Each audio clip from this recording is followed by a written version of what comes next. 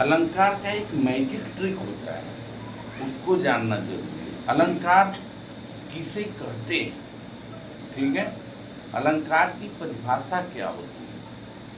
अलंकार की परिभाषा काव्य की शोभा बढ़ाने वाले तत्व को ही हम क्या कहते हैं? अलंकार, ठीक है। अलंकार के भेद जो होते हैं वो दो होते हैं, एक होता है शब्दालंकार और दूसरा होता है अर्थालंकार, ठीक है। शब्दालंकार क्या होता है? काव्य में शब्दों द्वारा चमत्कार दिखलाने वाले तत्व को ही हम क्या कहते हैं? शब्दालंकार कहते हैं। और अर्थालंकार काव्य में अर्थों द्वारा चमत्कार दिखलाने वाले तत्व को ही हम क्या कहते हैं? अर्थालंकार। तो इन दोनों अलंकार को पहचानने का सबसे सिंपल सा ट्रिक है। इस ट्रिक को आइए हम जानते हैं कैसे है। इस ट्रिक के बारे में हमें जानकारी अच्छी तरह से लेनी है। इसको एक पॉइंट है, इस पॉइंट को हम लोगों को तैयार करना पड़ेगा। देखिए वो पॉइंट कौन सा है? बार बार एक वर्ण जो आए अनुप्रास की भाषा, बार बार एक वर्ण जो आए अनुप्रास की भाषा, और यमक में जोड़ा कर अलग अर्थ बतलाता, और यमक में जोड़ा कर अलग अर्थ बतलाता, और श्लेष में एक शब्द के अर्थ अनेकों भाई, और श्लेष में एक शब्द के अर्थ अनेकों भाई, अतिशयोक्ति में बढ़ा चढ़ा कर छोटी बात बताई, अतिशयोक्ति में बढ़ा चढ़ा कर छोटी बात बताई। चरण कमल एक रूप मान कर रूपक की परिभाषा, चरण कमल एक रूप मान कर रूपक की परिभाषा, सासी से शमशरिष मान लो उपमा जी की आशा, शाशी से शमशरिष मान लो उपमा जी की आशा। उत्प्रेक्षा संकेत समझ लो, उत्प्रेक्षा संकेत समझ लो, मन मानो जन जानो, दो चीजों में भ्रम पैदा हो भ्रांति मान पहचानो, दो चीजों में भ्रम पैदा हो भ्रांति मान पहचानो। ये तो रहा आपका अलंकार का ट्रिक। अब अलंकार को हम कैसे पहचानते हैं, पहचानेंगे कैसे? इन्हीं ट्रिक के माध्यम से जो है हम अलंकार को पहचानना चालू करेंगे, ठीक है। तो फर्स्ट ट्रिक है आपका बार बार एक वर्ण जो आए अनुप्रास की भाषा। अनुप्रास अलंकार में जो है क्या होता है? वर्णों की आवृत्ति होती है। किसकी आवृत्ति होती है? वर्णों की आवृत्ति होती है। तो हम उसको समझते हैं यह अनुप्रास अलंकार है। एज में फॉर एग्जाम्पल चारुचंद की चंचल किरणें खेल रही थी जल थल में, चारु चंद की चंचल किरणें खेल रही थी जल थल में। ये रहा है आपका क्या, अनुप्रास अलंकार का उदाहरण। ये क्या गाना था? गाता है। अनुप्रास अलंकार का क्या था, यह उदाहरण था। समझ में आया? अब यमक में हम आते हैं, यमक अलंकार। यमक अलंकार को जो हम क्या करें उसके बारे में आपको बताए हैं ट्रिक। क्या बताए हैं? और यमक में जोड़ा कर अलग अर्थ बतलाता। क्या बताए हैं? और यमक में जोड़ा कर अलग अर्थ बतलाता। फॉर एग्जाम्पल क्या है इसका? कनक कनकते सौगुनी मादकता अधिकार, या खाई बौराइए जगवा पाए बौराए। ठीक है, तो यहाँ पर कनक शब्द का जो अर्थ है दो है।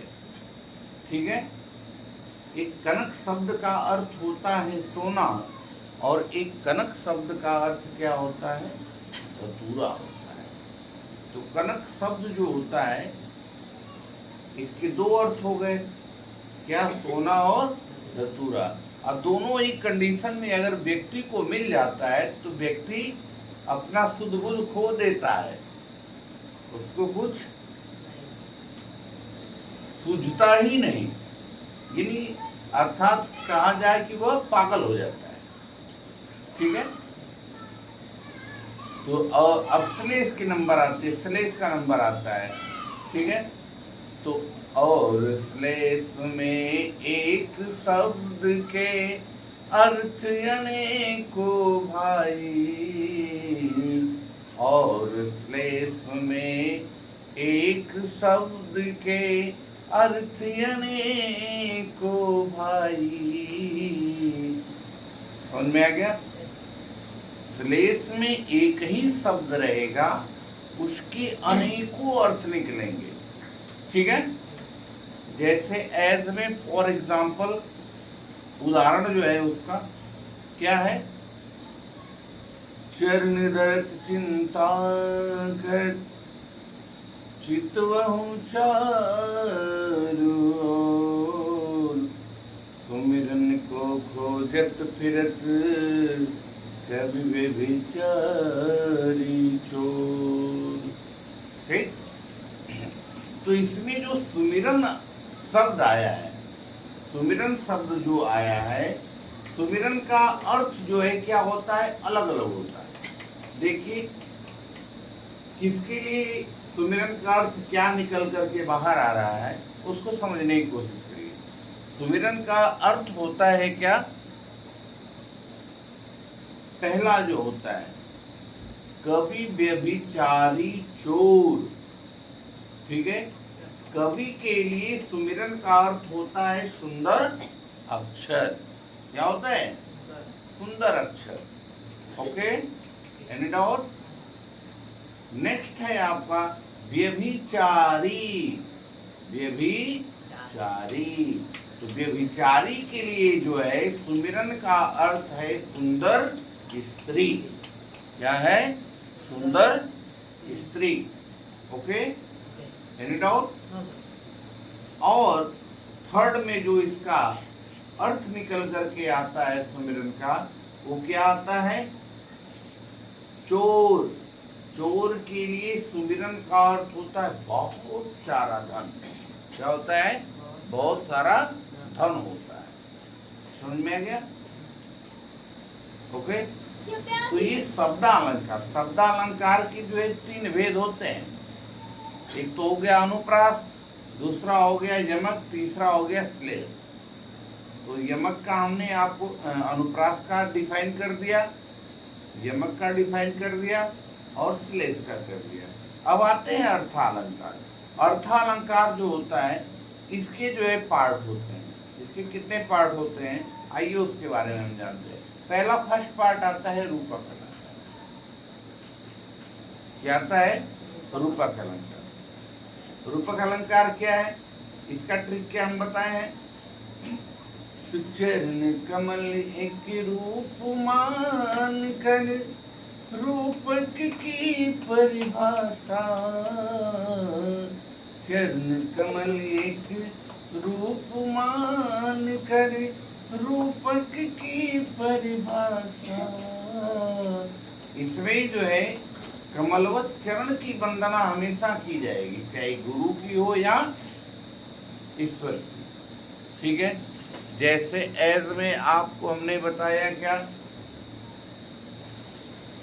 चरण कमल बंद हरि राई, चरण कमल बंद हरि राई। इसमें जो है हरि जी के कमलवत चरण की वंदना की जा रही है। ठीक है, हरि मतलब किसको, किसको? हरि का मतलब विष्णु। विष्णु जी के कमलवत चरण जी का वंदना इसमें किया जा रहा है। अर्थात यहाँ पर कौन सा अलंकार हो गया? रूपक अलंकार। ठीक है, रूपक के बाद आता है आपका अतिशयोक्ति अलंकार। तो अतिशयोक्ति में बढ़ा चढ़ा कर छोटी बात बताई। अतिशयोक्ति में बढ़ा चढ़ा कर छोटी बात बताई, छोटी बात बताई। तो अतिशयोक्ति अलंकार में जो है, ठीक है, छोटी सी बात को खूब बढ़ा चढ़ा करके उसके बारे में बताना। ठीक है, क्या करना? तो बढ़ा चढ़ा करके ऐसा बताना कि मानो जो है वास्तव में दिखे कि यह अतिशयोक्त ही है। ठीक है, जैसे तो पानी पर रात को हाथ छुओ नहीं, नैनन के जल सो पग धोवो, नैनन के जल सो पग धोवो। एक किस समय का वर्णन किया गया है, जब सुदामा जी कृष्ण जी के पास जाते हैं और कृष्ण जी जो है उन्हें अपने यहाँ बैठा करके, अपने सिंहासन पर बैठा करके उनकी दीन दशा को जब देखते हैं तो उनके नैनों से पानी गिरने लगता है? और वहीं पर बगल में जो है जल से भरा हुआ परात रखा हुआ है, उसका इस्तेमाल नहीं किया जा रहा है। यहाँ प्रभु के नैनों के जल का इस्तेमाल किया जा रहा है। क्या किसी के नैन के जल से जो है किसी का पैर का प्रक्षालन हो सकता है? ये अतिशयोक्ति है ना। फॉर एग्जाम्पल दूसरा एक देख लीजिए, क्या है? हनुमान की पूछ में लगन पाइया,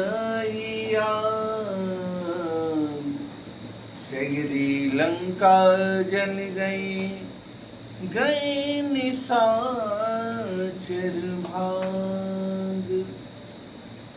हनुमान जी की पूछ में आग नहीं लगी, हनुमान जी की पूछ में आग नहीं लगी, हनुमान की पूछ में लगन न पाई आग, हनुमान जी की पूछ में आग नहीं लगी, हनुमान की पूछ में लगन न पाई आग, असगरी लंका जल गई, सारी लंका क्या हो गई? जल गई। अब गए निशाचर भाग, सारे जो है राक्षस जितने थे सब भाग गए। क्या है? पूछ में आग भी नहीं लगा, लंका भी जल गई, सारे निशाचर भी भाग गए। तो क्या है? छोटी सी ही तो बात है, इसको खूब बढ़ा चढ़ा करके बोल दिया गया। नेक्स्ट है आपका उपमा अलंकार। अर्थालंकार के ही अंतर्गत आता है ये। अतिशयोक्ति, रूपक और उपमा। उपमा की बारी आती है। उपमा क्या है? दो सासी से समसरिस मान लो, सासी से समसरिस मान लो, उपमा जी की आशा। सासी से समसरिस मान लो, उपमा जी की आशा। तो यहाँ पर क्या हुआ? उपमा अलंकार को पहचानने का सबसे आसान ट्रिक है, जहां पर शा, शी, शे, शम, शरिश, मान ये सब अगर आ जाए तो वहां पर सीधा सीधा आप जान जाइए कि यहाँ पर कौन सा अलंकार है? उपमा अलंकार है। जैसे फॉर एग्जाम्पल में सीता जी का मुख चंद्रमा के समान है। सीता जी का मुख किसके समान है? चंद्रमा के समान है। ठीक है, तो यहाँ समान आया कि नहीं? सासी से समस्वरी समान, समान आया कि नहीं आया? तो जहाँ समान आ गया सीधे आप जान जाइए कि कौन सा अलंकार है? उपमा अलंकार। फॉर एग्जाम्पल एक और है, बंदहु गुरु पद पद्म परागा, बंदहु गुरु पद पद्म परागा, सुरुचि सुवास सरसी अनुरागा, सुरुचि सुवास सरसी अनुरागा। देखो सरसी आया कि नहीं आया? सरसी आया नहीं इस दोहे में? तो ये कौन सा अलंकार हो गया? उपमा अलंकार। अगला है उत्प्रेक्षा। उत्प्रेक्षा संकेत समझ लो, मनु मानो जनु जानो। उत्प्रेक्षा संकेत समझ लो, मनु मानो जनु जानो। उत्प्रेक्षा का जो संकेत है हमें क्या समझना चाहिए? जहाँ पर मनु मानहु जनु जानहु आ जाए वहां पर हम उत्प्रेक्षा अलंकार समझते हैं। मौन सुरकारी डारी है, वारी मध्य ते मीन। क्या है? मौनो सुरकारी डारी है, वारी मध्य ते मीन। ये जो है किसका है? उत्प्रेक्षा अलंकार का एग्जाम्पल है। अब देखो एक आता है भ्रांतिमान अलंकार होता है। तो दो चीजों में भ्रम पैदा हो, भ्रांतिमान पहचानो। दो चीजों में भ्रम पैदा हो, भ्रांतिमान पहचानो। भ्रांतिमान पहचानो। इसमें दो चीज रहेंगे। भ्रम बस आपको जो है सर्प को समझ लो, क्या रस्सी रस्सी को समझ लो सर्प। यही, इससे बड़ा कोई इसका एग्जाम्पल नहीं है। ये रहा आपका अलंकार। तो इन्हीं सब ट्रिक के माध्यम से जो है, फॉर एग्जाम्पल के माध्यम से हम लोग आसान तरीके से जो है इस अलंकार को अच्छी तरह से समझ जाएं। Okay, any doubt? It is clear? Thanks.